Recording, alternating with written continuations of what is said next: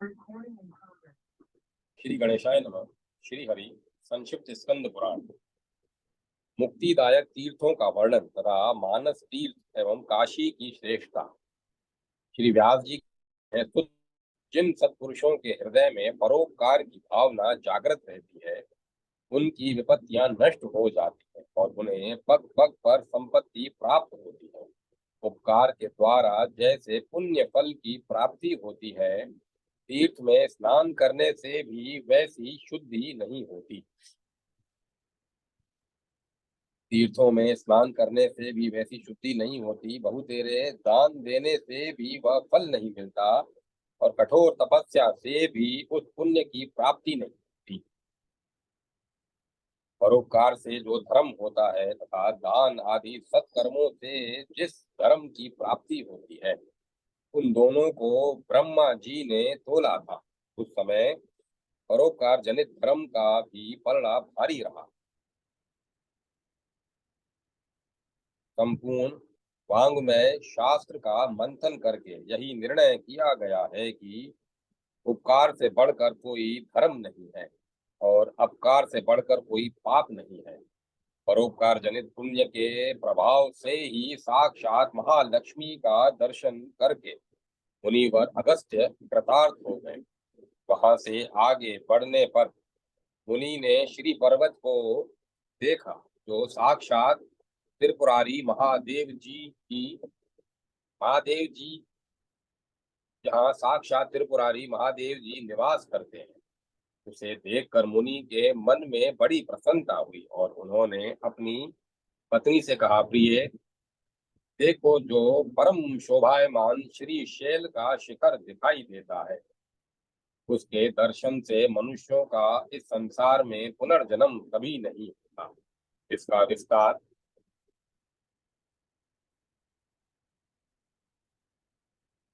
इसका विस्तार 84 योजन है। यह संपूर्ण पर्वत विश्वमय है, अतः इसकी परिक्रमा करनी चाहिए। लोपामुद्रा बोली, यदि प्राणनाथ की आज्ञा हो तो मैं कुछ निवेदन करना चाहती हूँ। क्योंकि पति की आज्ञा के बिना जो स्त्री बोलती है वह अपने धर्म से गिर जाती है। अगस्त्य जी ने कहा, देवी, तुम क्या कहना चाहती है कहो। तुम क्या कहना चाहती हो कहो। तुम्हारे जैसी साध्वी स्त्री का वचन पति के लिए खेदजनक नहीं होता। तदंतर मुनि को प्रणाम करके देवी लोपामुद्रा ने विनय पूर्वक पूछा, महर्षि, श्री शैल का दर्शन करके मनुष्य का पुनर्जन्म नहीं होता है। यदि यह बात सत्य है तो आप काशी की अभिलाषा क्यों करते हैं। अगस्त्य जी बोले, परारोहे, सुनो, तत्व का विचार करने वाले ज्ञानी मुनियों ने बार बार यह निर्णय किया है कि मुक्ति के अनेक स्थान है। पहला तीर्थ राज प्रयाग है, जो सर्वत्र विख्यात है। वह धर्म, अर्थ, काम और मोक्ष चारों पुरुषार्थों को देने वाला है। इसके सिवा निमिषारण, कुरुक्षेत्र, गंगा द्वार, हरिद्वार, अवंती, अयोध्या, मथुरा, द्वारका, अमरावती, सरस्वती और समुद्र का संगम गंगा सागर संगम, कांचीपुरी, त्रयंबक तीर्थ, सप्त गोदावरी तट, कालंजर तीर्थ, प्रभास क्षेत्र, बद्रिकाश्रम, महालय, ओमकार क्षेत्र, अमरकंटक, परशोत्तम क्षेत्र, जगन्नाथपुरी, गोकर्ण तीर्थ, भृगु कच्छ, भृगु तुंग, पुष्कर, श्री पर्वत और धारा तीर्थ आदि बहुत से तीर्थ मुक्तिदायक है। यह सत्य दया आदि जो मानसिक तीर्थ है वो भी मोक्ष देने वाला है। गया क्षेत्र भी पितरों के लिए मोक्षदायक बताया गया है। वहां श्राद्ध करने से मनुष्य अपने पितामहों के ऋण से मुक्त होते हैं। लोपामुद्रा ने पूछा, महामते, आपने जिन्हें मानस तीर्थ कहा है, वे कौन कौन से हैं, बताने की कृपा करें।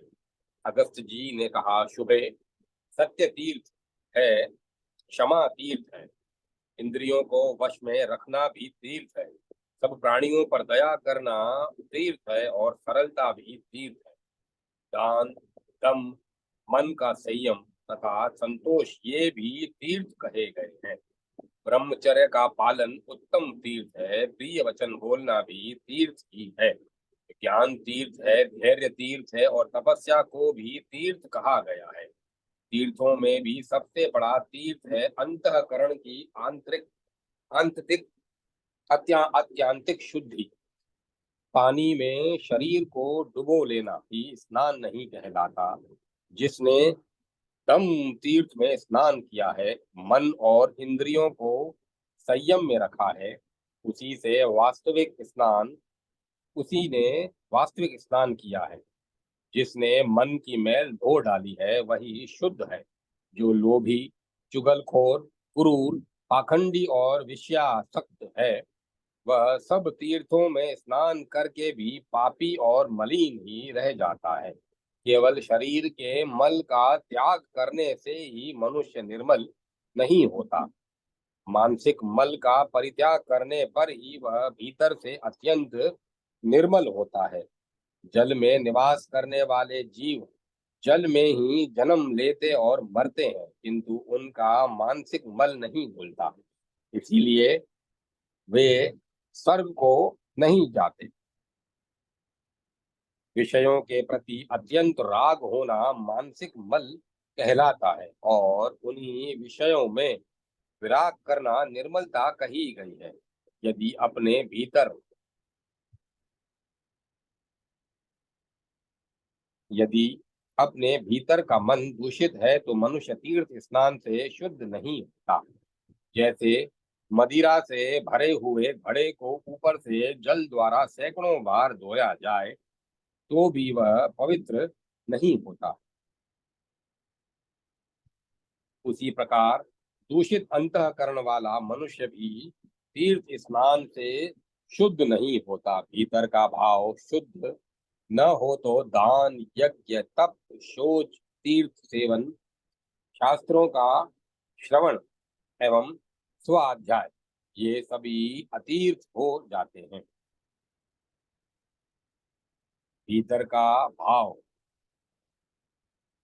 जैसे मदिरा से भरे हुए घड़े को ऊपर से जल द्वारा सैकड़ों बार धोया जाए तो भी वह पवित्र नहीं होता, उसी प्रकार दूषित अंतःकरण वाला मनुष्य भी तीर्थ स्नान से शुद्ध नहीं होता। भीतर का भाव शुद्ध हो तो दान भीतर का भाव शुद्ध न हो तो दान, यज्ञ, तप, शौच, तीर्थ सेवन, शास्त्रों का श्रवण एवं स्वाध्याय ये सभी अतीर्थ हो जाते हैं। जिसने अपने इंद्रिय समुदाय को वश में कर लिया है, वह मनुष्य जहाँ निवास करता है वहीं उसके लिए कुरुक्षेत्र, निमिषारण्य और पुष्कर आदि तीर्थ हैं। ध्यान से पवित्र तथा ज्ञान रूपी जल से भरे हुए राग द्वेष में मल को दूर करने वाले मानस तीर्थ में जो पुरुष स्नान करता है वह उत्तम गति को प्राप्त होता है। देवी, यह तुम्हें मानस तीर्थ का लक्षण बताया गया है। अब पृथ्वी पर जो तीर्थ हैं उनकी पवित्रता का क्या हेतु है, यह सुनो। जैसे शरीर के कुछ अंग अत्यंत पवित्र माने गए हैं, उसी प्रकार पृथ्वी के कुछ भाग अत्यंत पुण्यमय हैं। पृथ्वी के अद्भुत प्रभाव, जल के विलक्षण तेज तथा मुनियों के निवास स्थान होने से तीर्थ पुण्य स्वरूप माने जाते हैं। अतः जो प्रतिदिन भूमंडल के तीर्थों और मानस तीर्थों में भी स्नान करता है वह परम गति को प्राप्त होता है। जिसके हाथ, पैर, मन, विद्या, तप और कीर्ति सभी संयम में हैं, वह तीर्थों के पूर्ण फल का भागी होता है। जो प्रतिग्रह नहीं लेता और जिस किसी भी वस्तु से संतुष्ट रहता है तथा जिसमें अहंकार का सर्वथा अभाव है, वह तीर्थ फल का भागी होता है। जो दम्भी नहीं है, नए नए कार्यों का प्रारंभ नहीं करता, थोड़ा खाता है, इंद्रियों को काबू में रखता है और सब प्रकार की आसक्तियों से दूर रहता है, वह तीर्थ फल का भागी होता है। जो क्रोधी नहीं है, जिसकी बुद्धि निर्मल है, जो सत्य बोलने वाला और दृढ़ता पूर्वक व्रत का पालन करने वाला है, जो सब प्राणियों के प्रति अपने ही समान बर्ताव करता है, वह तीर्थ फल का भागी होता है।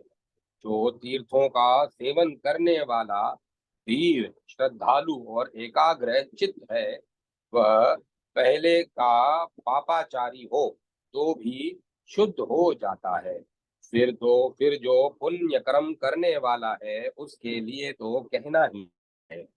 इससे भी मनुष्य कभी पशु योनि में जन्म नहीं लेता, कुदेश में उसका जन्म नहीं होता और वह कभी दुख का भागी नहीं होता। वह स्वर्ग भोगता और मोक्ष का उपाय प्राप्त कर लेता है। अश्रद्धालु, पापात्मा, नास्तिक, संशयात्मा और केवल तर्क का सहारा लेने वाला, ये 5 प्रकार के मनुष्य तीर्थ सेवन का फल नहीं पाते। तीर्थ यात्रा की इच्छा करने वाला मनुष्य पहले अपने घर में उपवास करके श्री गणेश की यथाशक्ति पूजन करे। श्री गणेश का यथाशक्ति पूजन करे। तत्पश्चात पितरों, ब्राह्मणों और साधु पुरुषों की भी शक्ति के अनुसार पूजा करके व्रत का पारण करें। फिर प्रसन्नता पूर्वक संयम नियम का पालन करते हुए तीर्थ में जाए। वहां पहुंचकर पितरों का भली भांति पूजन करे। ऐसा करने वाला पुरुष तीर्थ के यथार्थ फल का भागी होता है। तीर्थ में ब्राह्मण के पूर्ण गोत्र और विद्या की परीक्षा नहीं करनी चाहिए। यदि वह अन्न की इच्छा रखने वाला हो, तब तो उसे अवश्य भोजन कराना चाहिए। तीर्थ में सत्तू, चरु, खीर, पिंड्याक, तिल के चूर्ण और गुड़ से पिंडदान करना चाहिए। तीर्थ में अर्घ्य और आवाहन के बिना श्रद्धा करना चाहिए। तीर्थ में अर्घ्य और आवाहन के बिना श्रद्धा श्राद्ध करना चाहिए। तीर्थ में अर्घ्य और आवाहन के बिना श्राद्ध करना चाहिए। श्राद्ध के योग्य समय हो अथवा न हो, तीर्थ में पहुंचकर श्राद्ध और तर्पण अविलंब करना चाहिए। श्राद्ध में किसी प्रकार विघ्न नहीं आने देना चाहिए। अन्य कार्य के प्रसंग से तीर्थ में जाने पर भी वहां अवश्य स्नान करें। अन्य कार्य के प्रसंग से तीर्थ में जाने पर भी वहां अवश्य स्नान करें। ऐसा करने से वह स्नान जनित फल को पाता है, तीर्थ यात्रा संबंधी फल को नहीं। पापाचारी मनुष्य के पाप का तीर्थ में स्नान करने से नाश होता है। श्रद्धालु मनुष्यों को तीर्थ यात्रा यथार्थ फल देने वाला होता है। जो दूसरे के लिए तीर्थ यात्रा करता है, वह तीर्थ जनित पुण्य के 16वें अंश को पाता है। कुश का एक पुतला बनाकर उसे तीर्थ के जल में नहलावे। जिस पुरुष के उद्देश्य से उस पुतले को नहलाया जाता है, वह तीर्थ स्नान जनित पुण्य के 8वें अंश को प्राप्त कर लेता है। तीर्थ में जाकर उपवास अथवा तथा सिर का मुंडन कराना चाहिए, क्योंकि मुंडन कराने से सिर पर चढ़े हुए पाप दूर हो जाते हैं।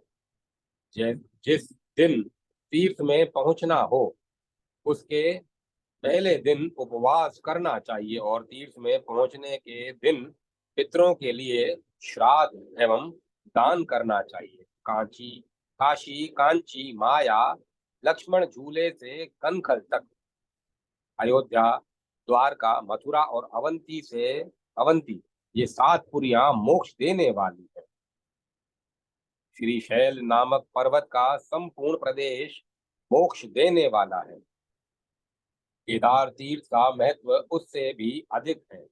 श्री शैल और केदार से भी उत्तम मोक्षदायक तीर्थ प्रयाग है, तथा तीर्थ श्रेष्ठ प्रयाग से भी बढ़कर अविमुक्त क्षेत्र है। अविमुक्त क्षेत्र काशी में जैसा मोक्ष प्राप्त होता है वैसा कहीं नहीं। ओम नमः शिवाय, ओम नमः शिवाय, ओम। जय श्री राधे कृष्ण, राधे कृष्ण, राधे कृष्ण। शिव शर्मा का 7 पुरियों की यात्रा करना और हरिद्वार में उसका परम धाम गमन।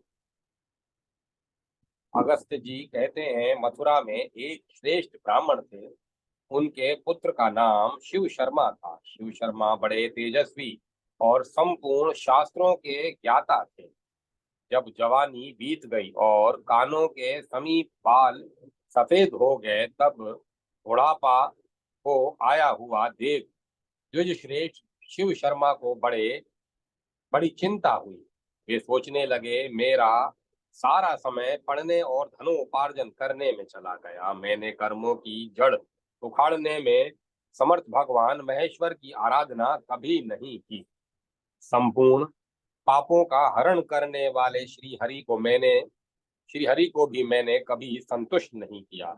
ये वेद शास्त्र, धन, स्त्री, पुत्र, खेत और महल आदि परलोक में जाते समय मेरे साथ नहीं जाएंगे। जिस प्रकार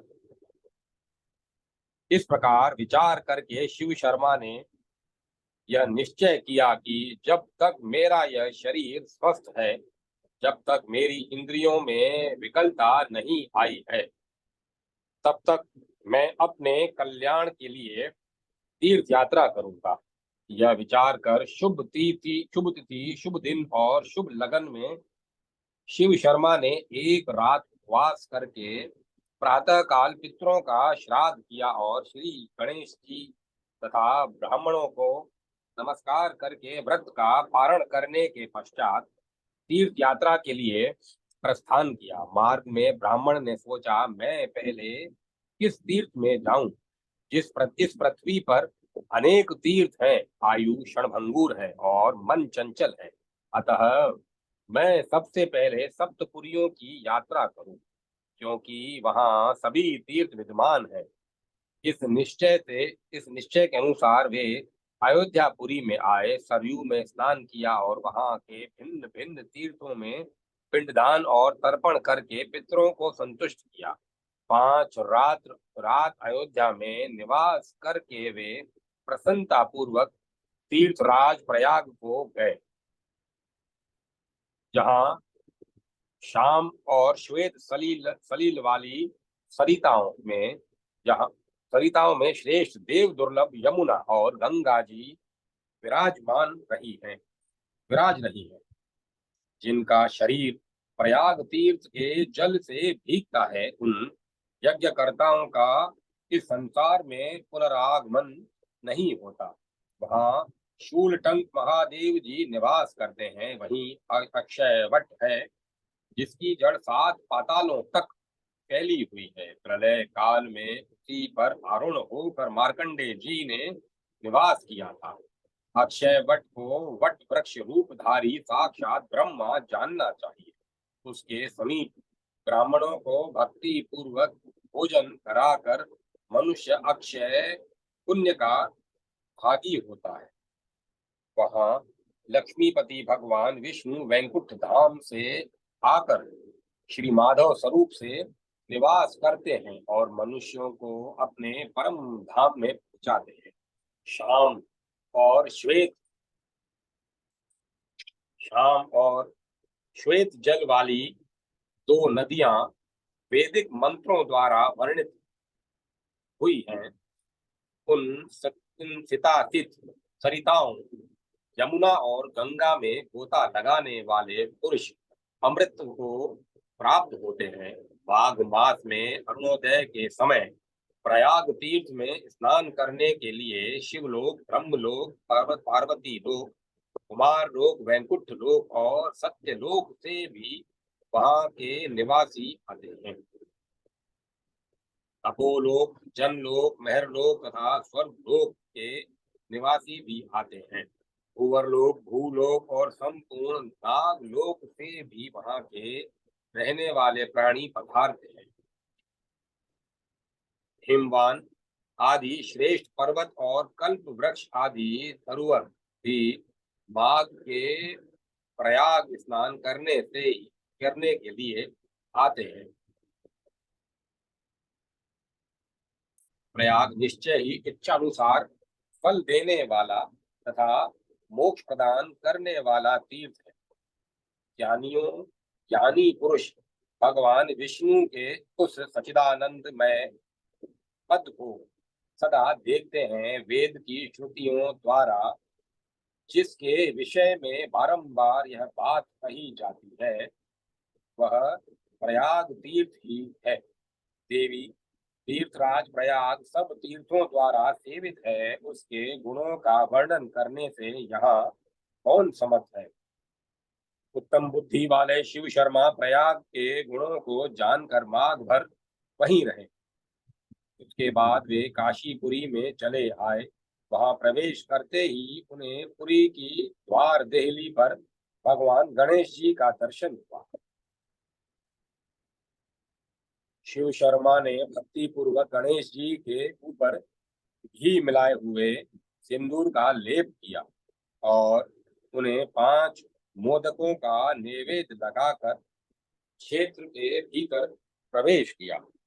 वहां मणिकर्णिका मणिकर्णिका तीर्थ में जाकर उन्होंने देखा कि स्वर्गीय नदी गंगा जी दक्षिण से उत्तर की ओर प्रवाहित हो रही है।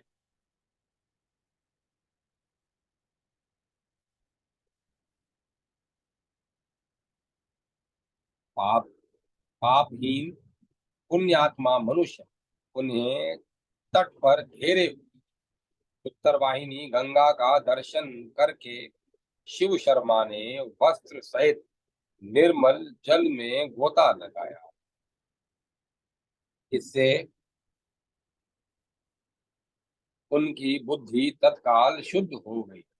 वे करमंडलू के वे कर्म कांड के ज्ञाता थे, अतः स्नान करने से उन्होंने विधि पूर्वक देवताओं, ऋषियों, दिव्य मनुष्यों, दिव्य पितरों, चतुर्दश यमों तथा अपने पितरों का तर्पण किया। फिर शीघ्र ही काशी के पंच तीर्थों का सेवन करके अपने वैभव के अनुसार भगवान विश्वनाथ का पूजन किया।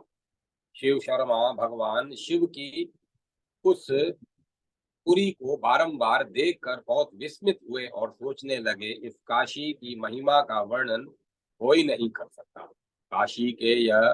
काशी में यह मणिकर्णिका तीर्थ संसारी जीवों के लिए साक्षात चिंतामणि के समान है। यहाँ साधु पुरुषों के कानों में मृत्यु के समय शिव का शिव भगवान शिव तारक मंत्र का उपदेश देते हैं। इसीलिए उसका नाम मणिकर्णिका है। यहाँ निवास करने वाले जरायुध, मनुष्य आदि, अंडज, पक्षी आदि, उद्भिज, वृक्ष आदि और स्वधेज, मक्खी आदि सभी जीव मोक्ष के भागी होते हैं। इस प्रकार विचार करते हुए शिव शर्मा बार बार उस पवित्र एवं विचित्र क्षेत्र को नेत्रों से निहारते रहे, परंतु उन्हें तृप्ति नहीं होती थी। वे मन ही मन कहने लगे, मैं उत्तम मोक्ष प्रदान करने में कुशल काशीपुरी को 7 पुरियों में श्रेष्ठ समझता हूँ। यद्यपि काशी और अयोध्या के अतिरिक्त अन्य पुरियों का मैंने अभी तक दर्शन नहीं किया है, इसीलिए उनका भी प्रभाव जानकर मैं पुनः यहाँ आऊंगा। अगस्त्य जी कहते हैं, प्रिय, अनेकानेक शास्त्रीय प्रमाणों से इस उस क्षेत्र के श्रेष्ठ गुणों को जानकर भी तीर्थ यात्रा परायण शिव शर्मा ब्राह्मण काशीपुरी से बाहर निकले। यह कितने आश्चर्य की बात है। वे एक देश से दूसरे देश में भ्रमण करते हुए महाकालपुरी उज्जैनी या अवंती में पहुंचे, जहां कभी कालिका कली काल का प्रभाव नहीं पड़ता। वह पुरी पाप से अवन रक्षा करती है, इसीलिए उसे अवंती कहते हैं। कलयुग में उसका नाम उज्जैनी होता है। भगवान शिव का एक ही स्वरूप पाताल में आठ केश्वर, भूतल पर महाकाल और स्वर्ग लोक में तारकेश्वर नाम से तीन रूपों में अभिव्यक्त होकर तीनों लोकों को व्याप्त करके स्थित है। जो महाकाल महाकाल महाकाल महाकाल महाकाल इस प्रकार सदा स्मरण करता है, उसका स्मरण भगवान श्री हरि और महादेव जी निरंतर करते रहते हैं। महाकाल महाकाल महाकाल, ओम श्री महाकाल, जय श्री महाकाल। भूतनाथ भगवान महाकाल की आराधना करके शिव शर्मा कांचीपुरी में गए, जो तीनों लोकों से भी अधिक कमनीय है, जहाँ साक्षात भगवान लक्ष्मीपति निवास करते हैं। कांतिमान पुरुषों से सेवित कांतिमती कांची नगरी का दर्शन कर वहां के आवश्यक तीर्थ कृत्यों का पालन करके वे द्वारकापुरी की ओर गए। वहां सब और धर्म अर्थ काम और मोक्ष इन चतुर्विध पुरुषार्थों के द्वारा के चतुर्विध पुरुषार्थों के द्वार हैं। इसीलिए तत्वज्ञ विद्वानों ने उसे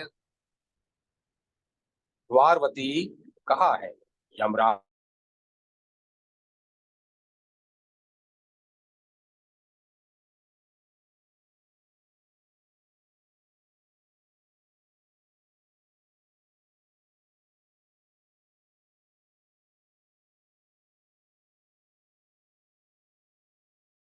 नाम का जप करने वाले तथा तुलसी वन के रक्षक हैं, वे दूर से ही त्याग देने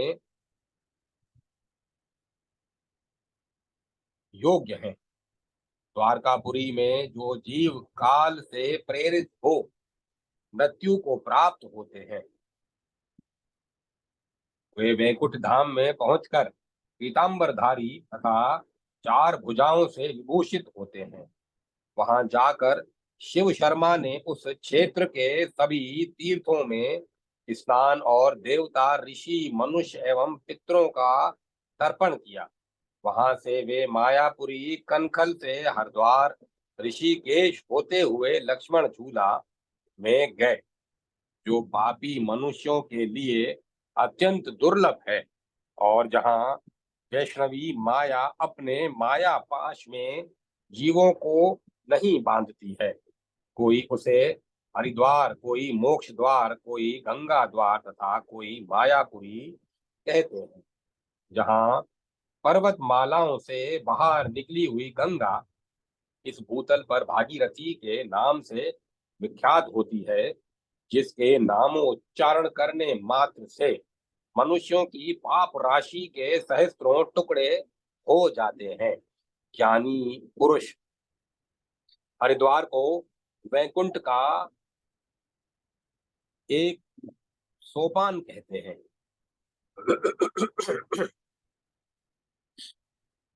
वहां स्नान करने वाले पुरुष भगवान विष्णु के परम पद को प्राप्त होते हैं।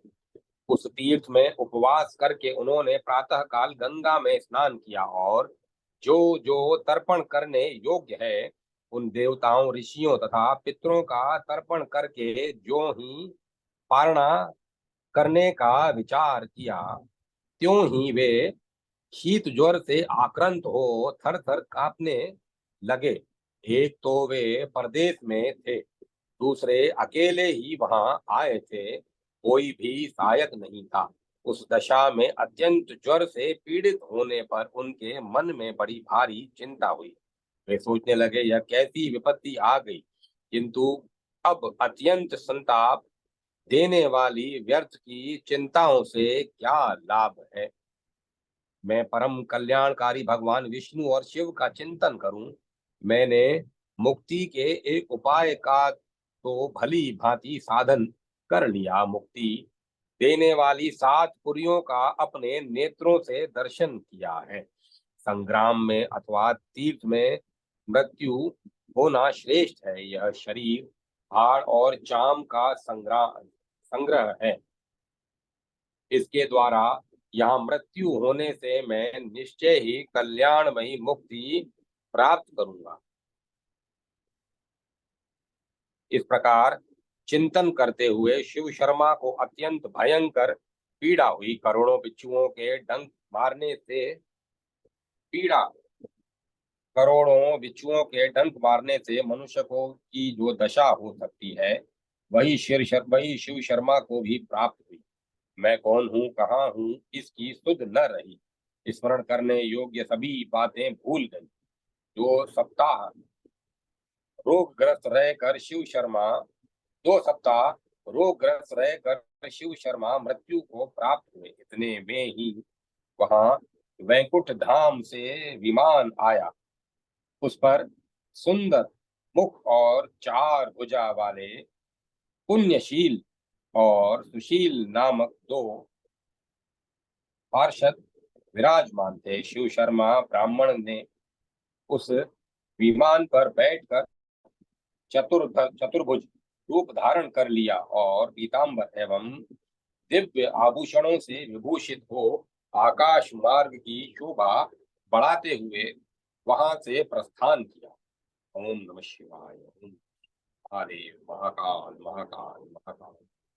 ओम श्री महाकाल। जय श्री शिव शर्मा और विष्णु पार्षदों का संवाद तथा विभिन्न लोकों का वर्णन। शिव शर्मा ने कहा, हे विष्णु पार्षदों, आप दोनों पुण्यात्मा हैं। आप दोनों के नेत्र कमल दल के समान परम सुंदर हैं। मैं आपके नाम को नहीं जानता, परंतु आकृति से कुछ कुछ समझता हूँ। आप दोनों पुण्यशील और सुशील नाम वाले गण हैं, ऐसा मेरा अनुमान है। दोनों गण बोले, ठीक है, तुमने जैसा कहा है वही हमारा नाम है। दिव्य रूपधारी ब्राह्मण शिव शर्मा ने पूछा, यह कौन सा लोक है? दोनों गण बोले, यह पिशाच लोक है। इसमें मांस भक्षी जीव निवास करते हैं, जो दान देकर पछताते हैं, नहीं नहीं करते हुए देते हैं। कभी प्रसंगवश एक बार शिव जी की पूजा करके सदा प्राय अपवित्र चित्त ही रहते हैं, और जिनका पुण्य बहुत थोड़ा और धन संपत्ति भी वो बहुत थोड़ी है, सूखे सखे, वे ही ये पिशाच हैं। तदंतर आगे जाने पर शिव शर्मा ने देखा, हष्ट पुष्ट नर नारियों से भरा हुआ एक सुंदर लोक है। उसे देखकर उन्होंने पूछा, पार्षदों, यह कौन सा लोक है और किस पुण्य से यहाँ आना होता है? तो दोनों गण बोले, ब्राह्मण, यह गुरुक लोक है। यहाँ के निवासी गुरुक माने गए हैं, जो न्याय पूर्वक धन कमाकर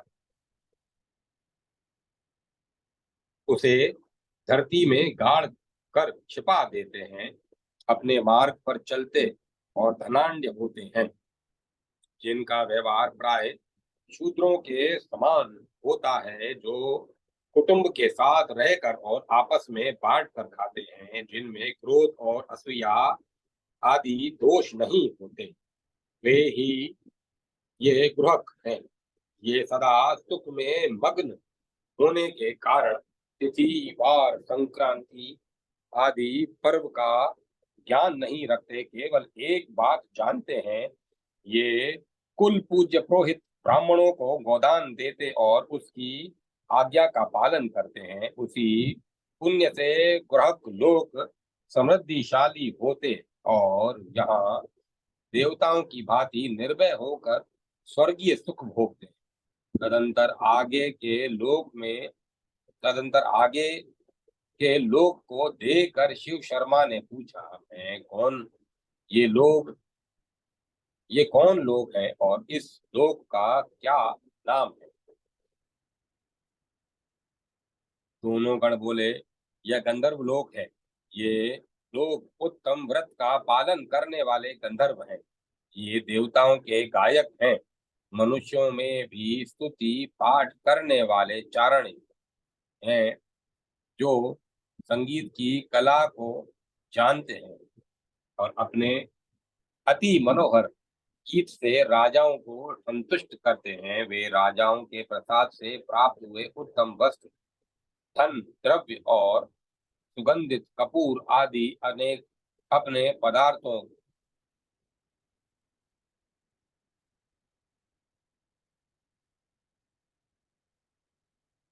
कपूर आदि अनेक पदार्थों को जब ब्राह्मणों के लिए दान देते हैं, तब उसी पुण्य से उनको यह गंधर्व लोक प्राप्त होता है। यह गृह लोक की अपेक्षा श्रेष्ठ है। तम्रू और नारद, ये दोनों गंधर्व देवताओं के लिए भी अत्यंत दुर्लभ है। नाद साक्षात भगवान शिव का स्वरूप है। वे दोनों इस नाद तत्व के ज्ञाता हैं। यदि किसी ने कहीं भगवान विष्णु और शिव के समीप गीत गाया है, तो उसका फल मोक्ष है, अथवा उन दोनों के सामीप्य की प्राप्ति को उसका फल बताया गया है। अतः संगीत माला के द्वारा भगवान विष्णु की सदा पूजा करनी चाहिए। तत्पश्चात शिव शर्मा क्षण भर में दूसरे मनोहर मनोहर लोक में जा पहुंचे और उन्होंने पूछा, इस नगर का क्या नाम है? दोनों गणों ने कहा, यह विद्याधरों का लोक है। अनेक प्रकार की विद्याओं में विशारद ये विद्याधर लोग विद्यार्थियों को अन्न और औषधि दान करते रहे हैं। विद्या के गर्व से रहित हो उन्होंने छात्रों को नाना प्रकार की कलाएं सिखाई हैं। शिष्य को पुत्र के समान देखा तथा भोजन और वस्त्र आदि से उसका सत्कार किया है। ये धर्म पूर्वक अपनी सुंदरी कन्याओं को वस्त्र और आभूषणों से विभूषित करके उनका विवाह करते रहे हैं, और प्रतिदिन फल की इच्छा से उन्होंने इष्ट देव की पूजा की है। उन्हीं पुण्यों से ये विद्याधर लोग यहाँ निवास करते हैं।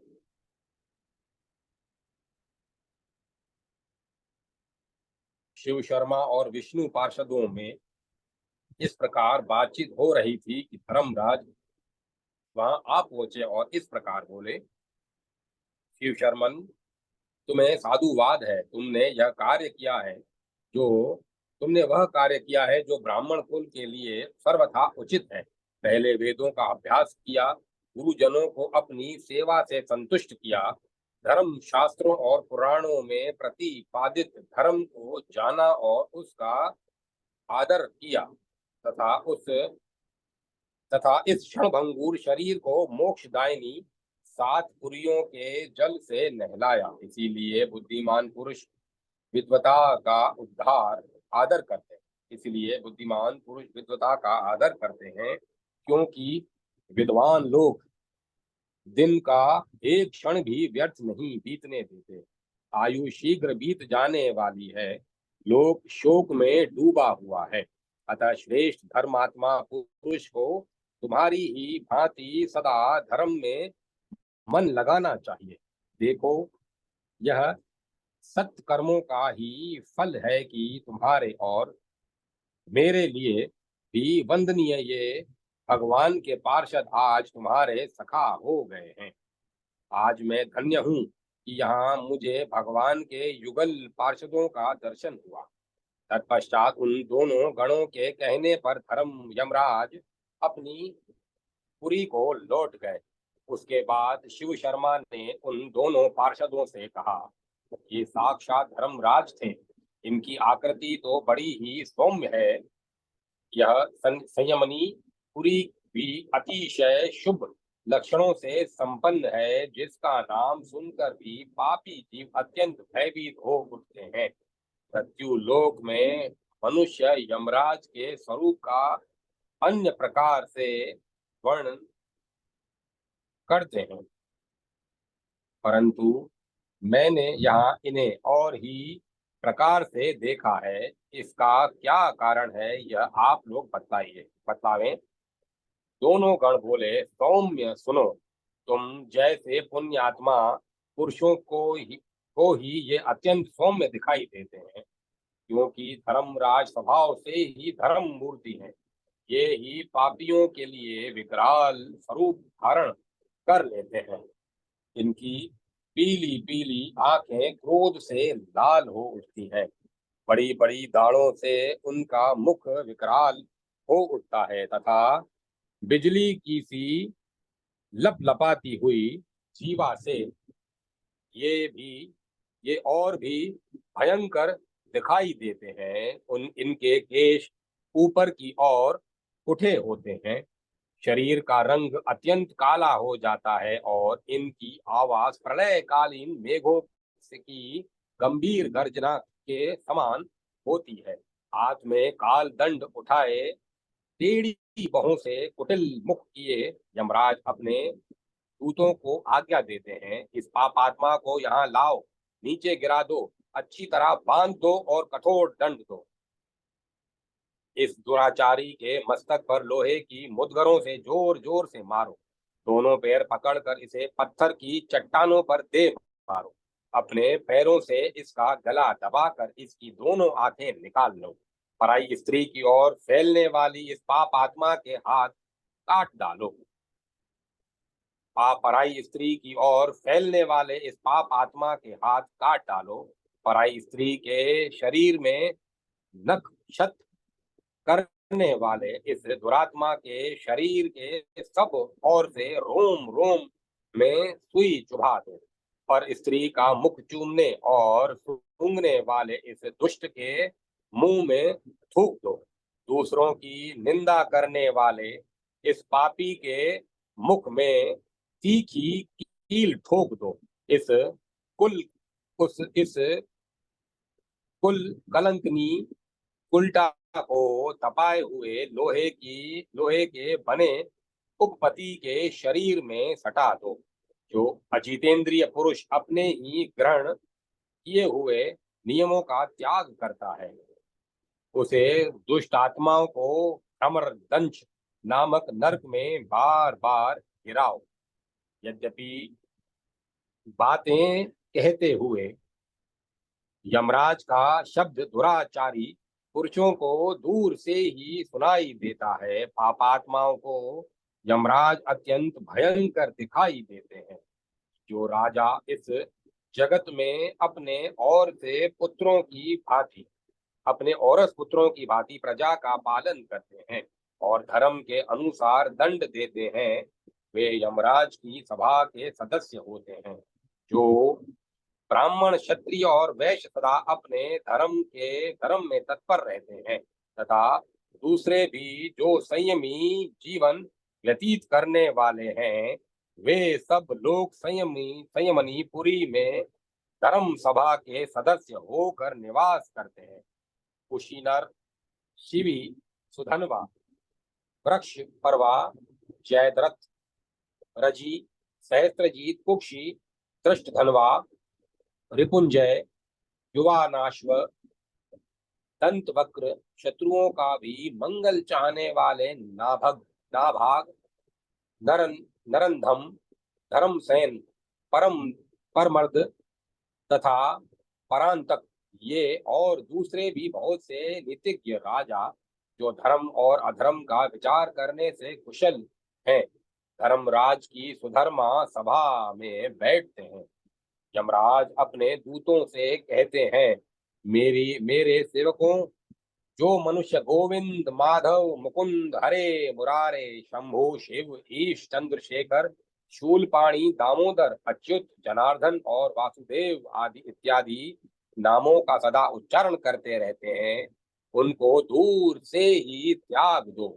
दूतों, जो लोग सदा गंगाधर, अंधिक रिपु, हर, नीलकंठ, वैकुंठ, केटभ रिपु, कमठ, पद्मपाणी, भूतेश, खड खंड परशु, मरण, चंडीकेश आदि नामों का जप करते हैं, वे तुम्हारे लिए सर्वथा त्याज्य हैं। मेरे दूतों, विष्णु, नारसिंह, मधुसूदन, चक्रपाणी, गौरीपति, गिरीश, शंकर, चंद्रचूड़, नारायण, असुर वेदाशन, शांग्रपाणी इत्यादि नामों का सदा जो लोग कीर्तन करते रहते हैं उन्हें भी दूर से ही त्याग देना उचित है। अगस्त्य जी कहते हैं, प्रिय लोपामुद्रा, इस प्रकार पाप रहित मनोरम कथा का श्रवण करते हुए शिव शर्मा ने प्रसन्न मुख होकर अपने सामने अप्सराओं की पुरी देखी। ओम नमः शिवाय, ओम नमो नारायण, ओम नमो भगवते वासुदेवाय। शिव शंकर शंभु हर हर महादेव, महादेव महादेव। जय श्री राधे कृष्ण, राधे कृष्ण, राधे कृष्ण। ओम तत्सत, ओम तत्सत, ओम तत्सत, ओम तत्सत, ओम तत्सत, ओम तत्सत, ओम तत्सत। अब कथा को विराम दिया जाता है।